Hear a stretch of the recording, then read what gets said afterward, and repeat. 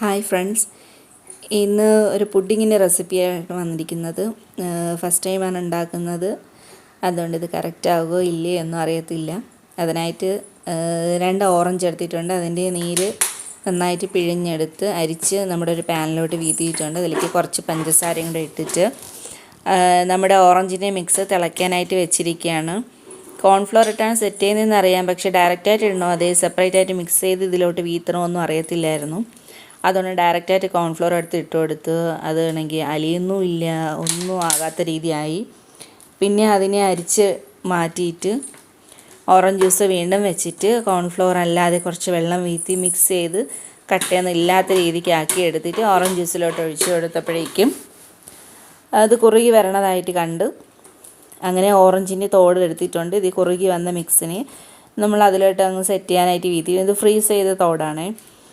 അങ്ങനെ നമ്മൾ ഉണ്ടാക്കിയെടുത്ത മിക്സ് അതിലോട്ട് വീത്തി ഫ്രിഡ്ജിലോട്ട് സെറ്റ് ചെയ്യാൻ വെച്ചിട്ട് നമ്മുടെ കസ്റ്റർഡ് പൗഡറിൻ്റെ പുഡിങ്ങിനായിട്ട് അടുത്ത പരിപാടി തുടങ്ങി. പാൻ അടുപ്പത്ത് വെച്ച് ചൂടാക്കിയിട്ട് ഒരു കവർ പാൽ അതിലേക്ക് ഒഴിച്ചു. 2 ടേബിൾ സ്പൂൺ കസ്റ്റർഡ് പൗഡർ എടുത്തിട്ട് കുറച്ച് പാലൊഴിച്ച് കട്ടയൊന്നും ഇല്ലാത്ത രീതിക്ക് നല്ലതായിട്ട് മിക്സ് ചെയ്തിട്ട് അവിടെ മാറ്റി വെച്ചിട്ടുണ്ട്. നമ്മൾ തിളയ്ക്കാൻ വെച്ചിരുന്ന പാലിൽ 2 ടേബിൾ സ്പൂൺ പഞ്ചസാരയും കൂടെ ഇട്ട് നന്നായിട്ട് മിക്സ് ചെയ്തിട്ട് നമ്മുടെ ഈ കസ്റ്റാർഡിൻ്റെ മിക്സ് കൂടി അതിലോട്ട് വീത്താണ്. ഫസ്റ്റ് ടൈം ആയതുകൊണ്ട് തന്നെ ഇത് ശരിയാവോ ഇല്ലയോ ഒന്നും അറിയത്തില്ല.